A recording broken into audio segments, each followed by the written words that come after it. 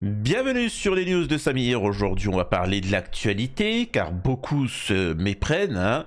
Nous avons Darmanin qui explique qu'en fait les terreaux sont russes. Oh les méchants russes. D'ailleurs, au passage, Poutine avait déjà répondu ça à l'époque pour ceux qui ne s'en souviennent pas. Je me ferai un malin plaisir de le répéter. Donc, forcément, on tombe sur la Russie, on tombe sur l'Algérie. Concernant la situation en Ukraine, on vous explique que maintenant ce n'est plus une blague. Je m'en rappelle à l'époque quand je disais ça, les gens rigolaient. Ha ha ha ha, je me marre. Quoi? Pourquoi il taperait dans ma caisse, dans mon compte en banque? Jamais. Oui, bon, le pass sanitaire ça a été la même chose. Jamais. Et puis au final, t'étais sur la queue en train de te prendre ta 7e dose. Donc voilà, donc préparez-vous. On y arrive. On va prendre dans vos comptes hein, ce qu'il y a petit à petit. Hein. Alors bien évidemment. Ça va être une partie, ça va être certain, ça va être détourné. Et une fois que, tu vois, ça, après ça va être de plus en plus et ça va être tout le monde. Et voilà, donc c'est quand même assez exceptionnel. Je le rappelle que l'Occident, l'État profond, son ennemi, c'est pas... Vu que il essaie de contrôler le monde, son ennemi, c'est pas un autre monde, ce n'est pas ceci ou cela. C'est vous l'ennemi. C'est la population. Donc ils ont besoin pour ça de s'attaquer à ceux qui n'adhèrent pas à ce qu'on appelle cet état profond. Et ils ont besoin de détourner l'attention de la population. L'état profond est faible, ils sont minoritaires, hein, ils sont très peu, donc ils vont pas frontalement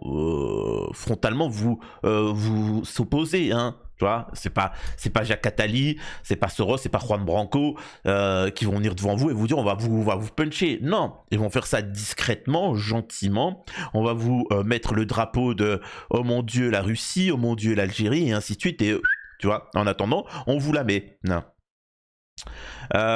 Donc c'est ça qui est assez exceptionnel. Pour lutter contre les terreaux, on doit tous vous ficher. On doit mettre des caméras partout. Pour lutter contre les terreaux, on doit couper nos rapports économiques avec l'Algérie et la Russie. Je le conçois, je comprends. Bah alors pourquoi les Français pseudo-convertis partis en Syrie, des terreaux islamistes qui sont partis, qui ont éliminé des centaines de milliers de musulmans, mais peu importe, hein, ils ont éliminé des êtres humains, on les rapatrie. Eh, on rapatrie des Français, ce sont des terreaux, ils se sont fait arrêter, et pourtant on les rapatrie. Voilà. Pourtant, en France, on les rapatrie, mais on fait des lois pour vous. Enfin, les gars, vous n'avez pas compris que c'était... tout ça n'était que du théâtre pour vous. Hein. Votre argent, votre... ils veulent tout contrôler de vous. Bref. Et je vais aussi partager certaines vidéos pour parler de la situation en France, dans les chroniqueurs des grandes gueules qui vont s'exprimer. Et aussi, c'est important de savoir ce qu'est les Ukrainiens quand même, tout ça. Voilà, bon, vous avez vu ça. Avant de démarrer la vidéo, bien évidemment, je vous invite à vous abonner, à partager un maximum, à faire un don sur Tipeee pour soutenir la chaîne. Vous connaissez la chanson. Très vite, hein, Donald Trump essaye de faire la paix parce qu'il lutte contre cet état profond. Il essaie de lutter contre cet état profond et donc forcément il est là. Et en fait, il est pour la vie humaine. Souvent, vous allez l'entendre répondre. Il faut essayer de faire en sorte que la vie humaine soit protégée. C'est gravissime les massacres qu'il se passe, etc. Que ce soit à Gaza, que ce soit en Russie. Après lui, il doit jouer le rôle du médiateur. Hein. Il est là pour calmer le jeu, faire en sorte que la paix s'impose. Donc voilà, c'est pour ça que quand il voit que les lobbies sionards sont puissants, il va dire ouais, le Hamas.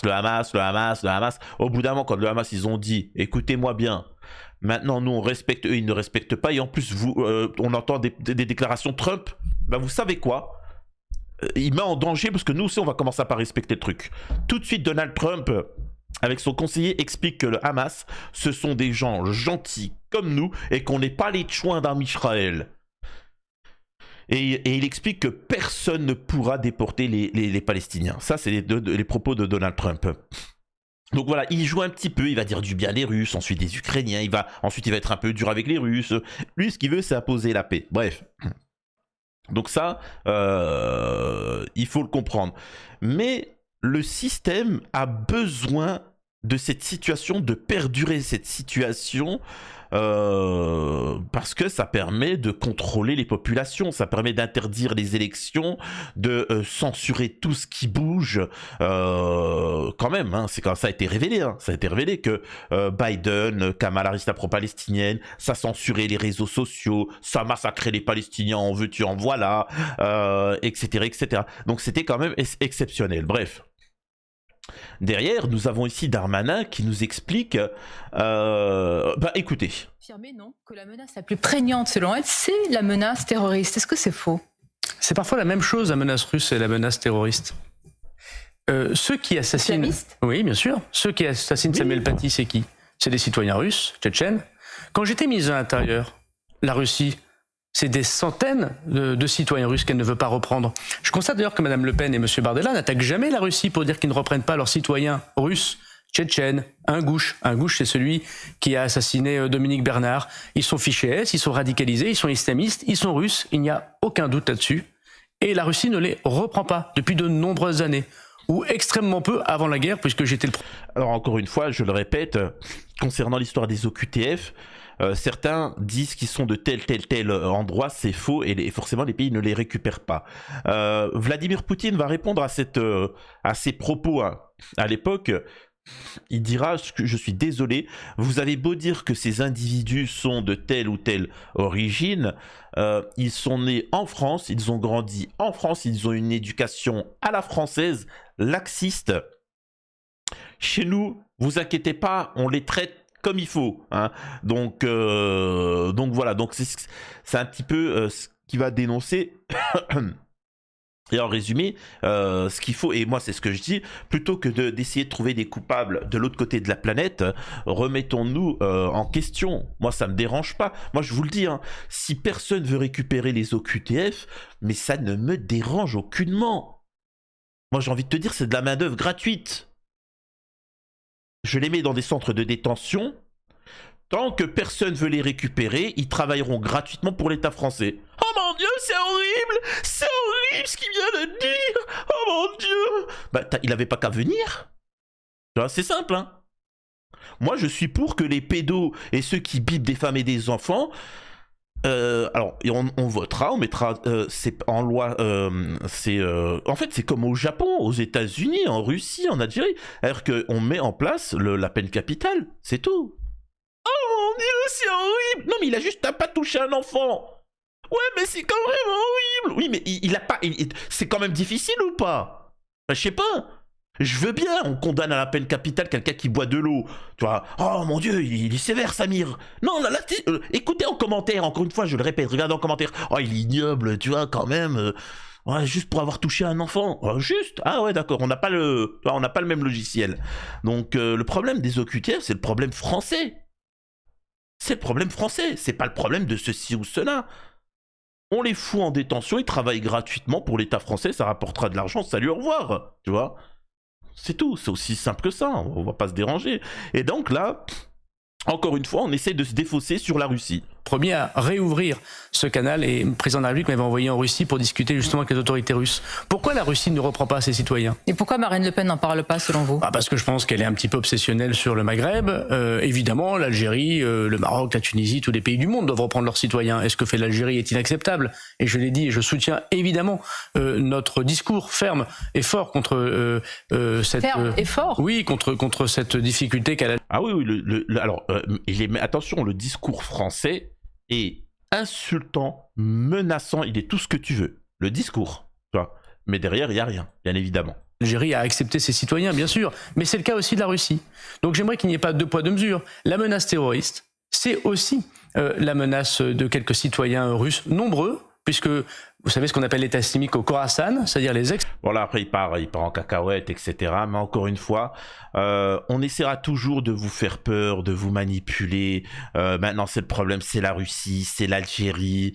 En fait à chaque fois c'est comme ça. Hein. Maintenant c'est aussi les États-Unis, c'est l'Afrique, c'est l'Amérique du Sud, c'est l'Iran. Ouais, d'accord, bon bah écoutez, hein, c'est comme ça. Hein.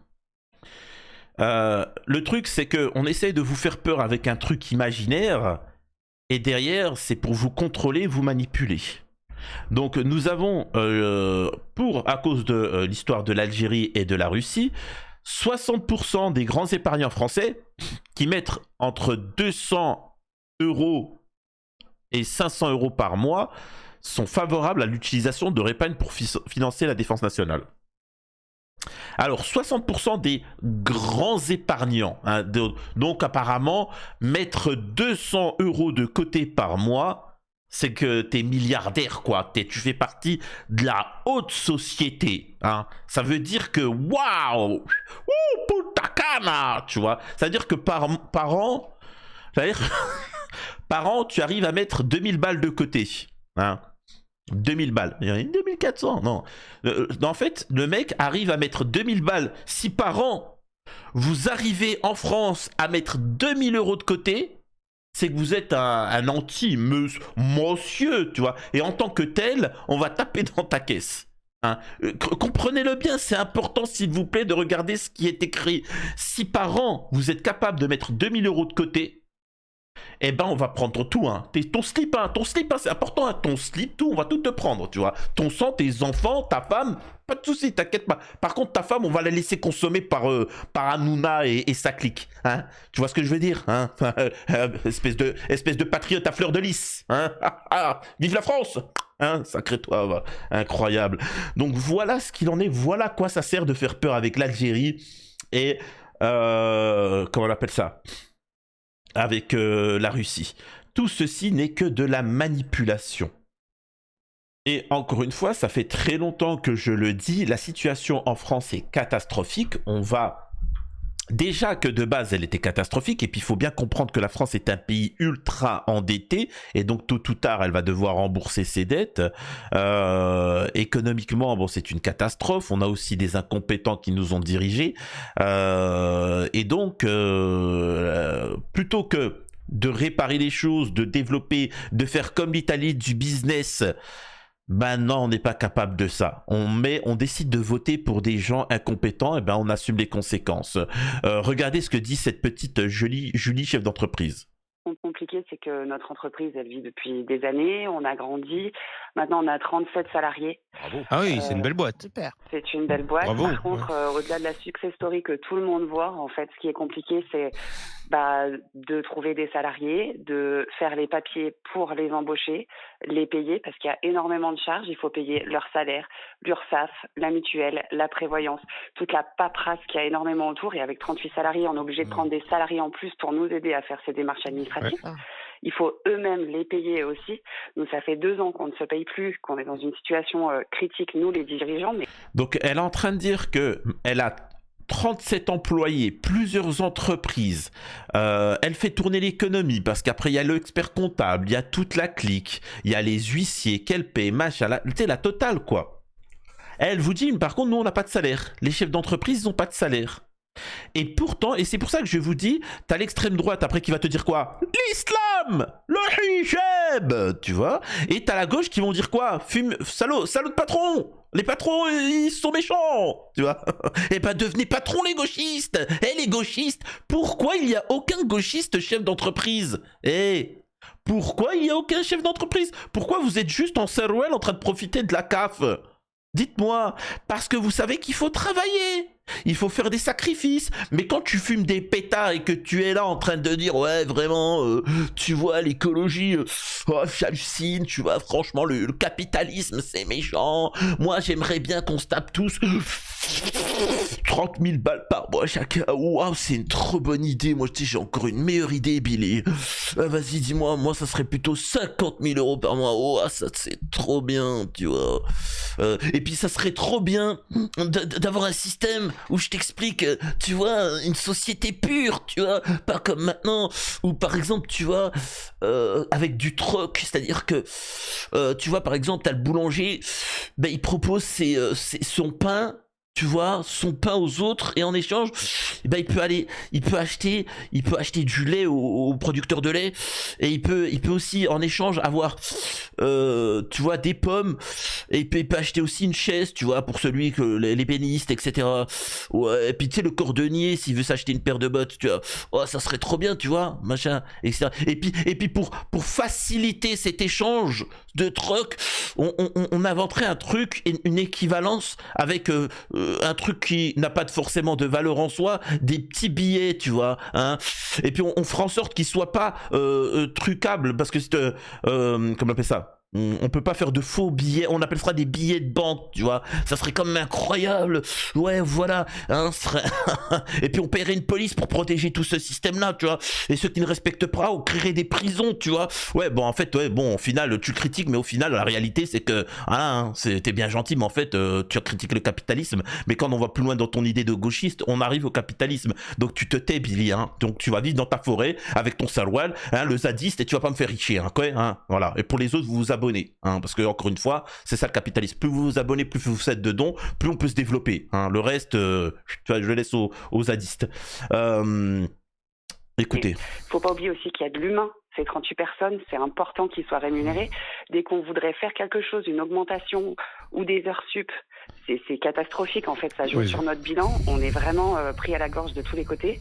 Aucune vraiment aide publique, parce que si vous dépassez un certain nombre de chiffres d'affaires, nous on a la chance de faire un... Après, vous savez, hein, ils vont dire quoi? Ouais, mais tu sais pourquoi? Non, mais c'est bon, c'est fini. Vous savez, en fait, elle va dire, moi je préfère aller retourner au salariat, je m'en balais, que je touche mon SMIC et je vous emmerde. Donc voilà, Florian Philippot il le dit, la bombe, nous allons effectivement mobiliser l'épargne privée. Écoutez. Nous allons mobiliser effectivement l'épargne privée. Je peux vous dire que le 20 mars, vous demandez quand, avec mon collègue ministre des Armées, nous allons... Je vous l'avais dit ou pas? Tout ce que je vous ai dit, ça va s'avérer vrai. Ça va s'avérer vrai. On n'est plus là pour rigoler. Hein. On n'est plus là pour rigoler. Donc, qu'est-ce que vous voulez que je vous dise? Qu'est-ce que vous voulez que je vous dise par rapport à tout ça? Enfin bon. Célien, ne croyez pas que la vidéo, c'est un non-sens. Samir, tu nous parles de l'Algérie, tu nous parles de la Russie, ensuite tu nous parles de notre compte en banque qui va être pris par l'État pour financer l'armement, et ainsi de suite. On nous dit oui, mais si on finance l'armement et qu'il y a une ère, ça va créer de l'emploi. Donc en fait, tu es en train de me dire qu'on va sacrifier la jeunesse française, tout ça pour créer de l'argent? Mais pourquoi on ne demande pas, excusez-moi, là je m'adresse aux plus jeunes, vous ne connaissez pas, pourquoi on ne s'adresse pas aux banques? Parce qu'en 2008, si je ne me trompe pas, c'est je crois l'année, en tout cas en 2008, les banques du monde entier, elles ont fait faillite, hein, c'était une dinguerie, tu vois. On a envoyé 300 000 ou je sais pas quoi, milliards d'euros pour sauver les banques françaises. Donc maintenant c'est bon, elles sont toujours sauvées. Moi je comprends pas d'ailleurs pourquoi il faut les sauver, mais bon, elles sont sauvées. Est-ce qu'elles peuvent rembourser? Non, parce que les Français vous êtes là, parce que vous êtes occupés du hijab et de la Russie et du méchant Poutine et du méchant Tebboune. Pourquoi vous demandez pas le remboursement de cet argent, hein, pour les banques? Pour ceux qui s'en souviennent, en commentaire vous pouvez préciser, je me rappelle plus exactement des détails, mais voilà, hein, c'est fou quand même. On poursuit avec les vidéos. Trump, si tu es gentil, si par hasard quelqu'un qui le connaît nous écoute, est-ce que tu peux mettre le président français Emmanuel Macron au milieu des négociations qui nous lâchent la grappe? Toi, tu le mets au milieu. De temps en temps, tu glisses. C'est grâce à Emmanuel. C'est grâce à Emmanuel que les choses avancent. Sans Emmanuel, rien n'aurait été possible. Comme ça, on va avoir la paix. Il va arrêter de mettre sa cravate noire, de venir à la télé, nous gonfler avec une pseudo-guerre uniquement parce qu'il a une ambition européenne et qu'il a bien compris que pour fédérer une Europe dont personne ne veut aujourd'hui, l'Europe de la paix, l'Europe de la croissance, elle est où? Personne n'en veut. Ursula, personne n'en veut, qui décide qu'on va envoyer 800 milliards pour une pseudo-guerre. Moi, ce que je vous propose, d'abord, c'est un petit bilan psychiatrique à tous, parce que je crois sincèrement qu'il y en a besoin, parce que vous voyez des Russes de partout, vous voyez des chars russes de partout, alors qu'il n'y a rien. Moi, en venant aux grandes gueules, je m'attendais à voir des chars russes, j'en ai pas vu. Je suis désolé, on est en paix, les Russes ne nous menacent pas. Arrêtez de dire que Poutine ne respecte pas les accords, parce qu'on est mal barré quand on n'a pas respecté les accords de Minsk, on est mal barré quand on n'a pas respecté les accords après la guerre froide, où on s'est engagé à ce qu'il n'y ait aucune base américaine en Ukraine et que derrière, on n'en a eu rien à foutre, on en a installé. Donc, si les Russes ne respectent pas les accords, nous non plus. Donc, on verra bien ce qui se passera. Mais arrêtez, la guerre, c'est la fin du monde. Alors, les ambitions de chacun, on n'en a rien à foutre. La guerre, c'est La Poutine guerre, qui l'a. c'est la fin du Oui, mais monde. c'est Poutine qui l'a déclenché, Non, la guerre. Bah, si. non. On l'a fait déclencher de non, guerre. non, Tu non, n'as pas le droit de dire ça. Bah, Tu as si, pas si, j'ai le droit de le Ah, dire ben, et je vais te le dire deux fois. et moi, c'est Poutine, l'envahisseur. Taisez-vous, en Maluré. 2013, la CIA Faut pas non plus a me créé faire un- de résine. Donc encore une fois, voilà, bon, j'ai pas besoin de... En fait, il y a rien à plus à dire parce que maintenant, ce qui est bien, c'est que les gens en ont ras-le-bol et ils commencent à parler et ça se lâche, quoi. C'est bon, hein, c'est parce qu'ils sentent. Vous savez, moi, ça, pour ceux qui s'en souviennent, pour ceux que je fais des vidéos depuis plusieurs années, je disais des choses, tout le monde se marrait. Tout le monde se marrait, rigolait. Maintenant, ils voient qu'effectivement, ils vont taper dans leur caisse, qu'ils vont être envoyés au casse-pipe, et ainsi de suite, que ça devient du sérieux, et puis ça commence à avoir peur. Donc maintenant, c'est bon, la parole, elle se libère, tu vois. Donc c'est intéressant, mais bon, il fallait agir auparavant, quoi. Hein. C'est comme ça. Que vous dire? On est en train de, au lieu de parler des résultats d'un Premier ministre, de ses compétences, de ses actions, de ce qu'il fait pour le pays, on est épaté par le fait qu'il dure. Moi, je pensais qu'on serait épaté par ce que fait un Premier ministre. Alors moi, Bayrou, le problème, c'est que déjà, en étant maire de Pau, il avait déjà dépassé sa limite intellectuelle. Alors en tant que Premier ministre, je vous en parle même pas. Moi, il me fait penser à un personnage de Tex Avery qui s'appelle Droupi. C'est-à-dire que quoi qu'il se passe autour de lui, le monde s'écroule. Droupi, il vit sa meilleure life et il dit « I'm happy ». Bah en fait, ça, c'est toute la classe politique. Ils sont contents. Oh, les mecs, la gamelle, elle est bonne. Elle est bonne en tant qu'homme politicien, de gauche, de droite, tout ce que tu veux. Elle est bonne, la gamelle. Parce que vous êtes encore en train de chercher un héros. Non, il n'y a pas, c'est vous. Vous devez choisir les choses. Arrêtez, ils vous enverront au casse-pipe, ils feront tout. Mais voilà. Maintenant, j'aimerais parler d'une chose. On veut nous envoyer en casse-pipe en Ukraine. D'accord, je le veux bien. Maintenant, moi, ce que j'aimerais savoir, c'est tous ces Ukrainiens qui sont sur les plateaux de télé, l'immigration ukrainienne. Pourquoi ils y vont pas, eux ? Pourquoi on devrait sacrifier la jeunesse française alors qu'il y a des centaines de milliers, voire des millions d'Ukrainiens qui sont hors d'Ukraine et qui nous appellent tous à la haine, mais ils n'y vont pas, eux. Je comprends pas. Hein ? Regardez ce qu'ils disent. Les Ukrainiens qui ont fui l'Ukraine, est-ce qu'ils ont aujourd'hui la volonté de retourner s'installer dans leur pays ? Ou bien est-ce que l'état de délabrement et puis même le fait que ce soit quasiment bradé maintenant aux États-Unis, c'est un... Beaucoup c'est un d'Ukrainiens sont repoussoir. retournés en Ukraine. J'ai même, pour les auditeurs, une petite anecdote. J'ai même un Ukrainien qui m'avait raconté qu'il avait envoyé sa famille à Paris. Ouais. Sa femme a trouvé un poste à Disneyland. Alors, attends, donc en fait, t'es dans un pays en R. Donc déjà, t'envoies ta famille à Paris. Ah ouais, bon c'est... Alors je peux vous assurer que trouver un logement à Paris, c'est compliqué. Mais bon, c'est ukrainien, on a donné le logement, les allocs, tout ce que tu veux. D'accord.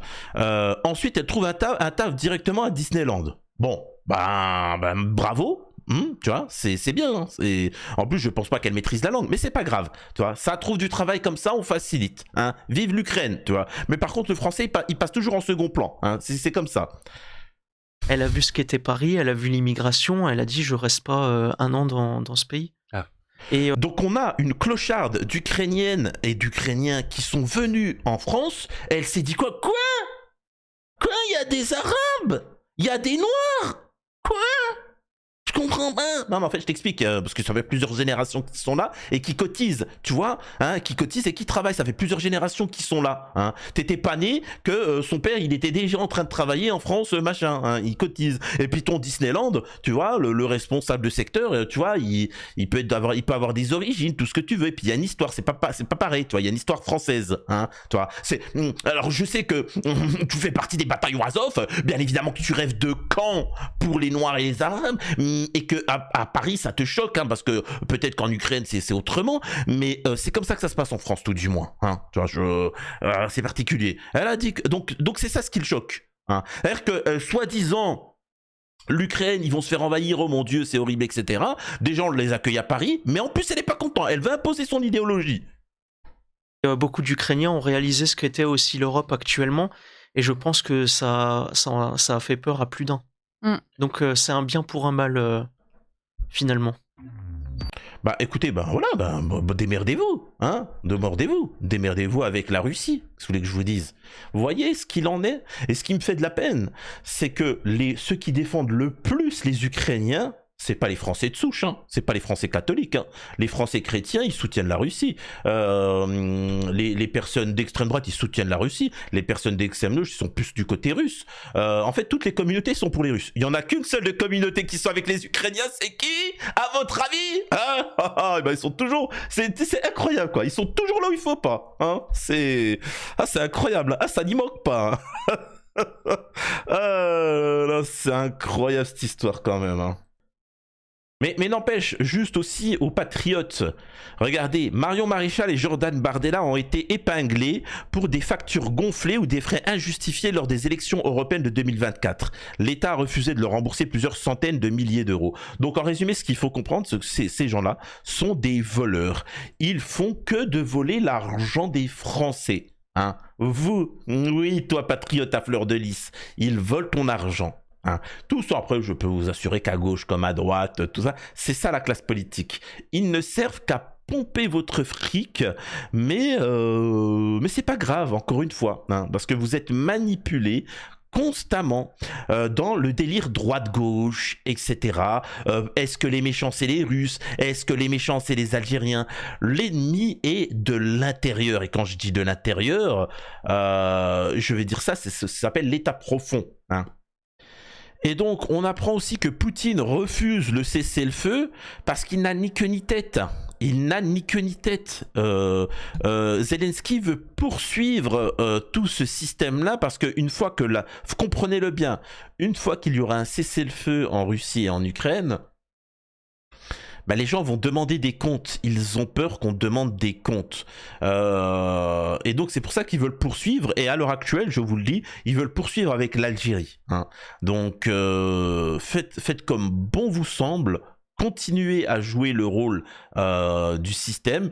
Vous allez en subir les conséquences dramatiques. J'aimerais quand même préciser que, je ne sais pas si vous avez vu aussi cette information, on a arrêté un espion algérien, un espion à Bercy, alors qu'il y a eu plein de gens qui ont espionné réellement les téléphones français, etc., le truc Pegasus, mais bon, peu importe.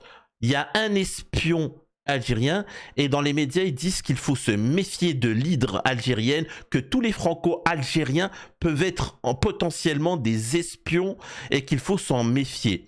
Je vous l'ai dit, je vous le répète, les camps de concentration pour les franco-algériens, parce qu'ils sont faibles, vont avoir lieu. Ça va faire marrer tout le monde, je peux vous assurer, alors là je m'adresse aux franco-algériens, que tout le monde va se marrer, hein. Ça va être pas comme la Shoah, on va pas faire les violons, machin, il y aura aucun soutien, tout le monde va se marrer de vous, hein. Ça va être le géno le plus marrant de tous les temps, hein. Mais par contre, moi ce qui m'inquiète, c'est quand on aura éliminé tous les franco-algériens, qu'on aura pris, hein, leurs comptes en banque, leurs ressources, leurs enfants pour les faire travailler dans des maisons closes, etc. Parce que c'est comme ça que ça va se passer. Je le répète, hein, je rigole pas, je suis sérieux. Comprenez-le bien qu'après, il faudra aller plus loin. C'est-à-dire, après, cette fois-ci, on va prendre les Français catholiques, les Français pro-patriotiques, ensuite les écolos, ensuite les gauchistes, et ainsi de suite. Et il n'y aura plus de limite. Vous avez un ennemi, c'est l'État profond, l'État qui dirige tout ça. Et donc voilà, la seule solution, c'est de s'appuyer sur Trump, parce que Trump, c'est ce qu'il fait, il a une main tendue, hein. Il a une main tendue, Trump a une main tendue envers la France, l'Algérie aussi, et Poutine aussi. Les pays européens la refusent, et c'est pour ça que c'est une catastrophe. L'Italie a décidé de tendre la main, mais quand je dis tendre la main comme ça, pas comme ça, si vous voyez ce que je veux dire, de tendre la main à l'Algérie, de tendre la main à la Russie, de tendre la main à Trump. C'est le seul pays qui ne s'endette pas et qu'au contraire qui récolte de la thune. Un truc que connaît pas la France, tu vois. Ça récolte de la thune, ça se développe, c'est d'industrie, ça se développe de fou. Donc je le répète, qu'est-ce qu'on fait? À vous de voir. À vous d'agir. Tombez pas dans les manipulations politiques internes, extérieures, Poutine, ceci ou cela. c'est bon, on n'a pas le temps de s'occuper de l'Ukraine. C'est pas méchant, hein. C'est pas mon problème l'Ukraine, c'est pas mon problème les autres pays. Occupons-nous d'abord de la France. Hein. Donc voilà, alors ça a été assez global ces vidéos, ça s'est varié, mais voilà, j'ai fait un petit melting pot histoire que vous soyez au courant de tout ce qu'il se joue prochainement. Dites-moi en commentaire ce que vous en pensez.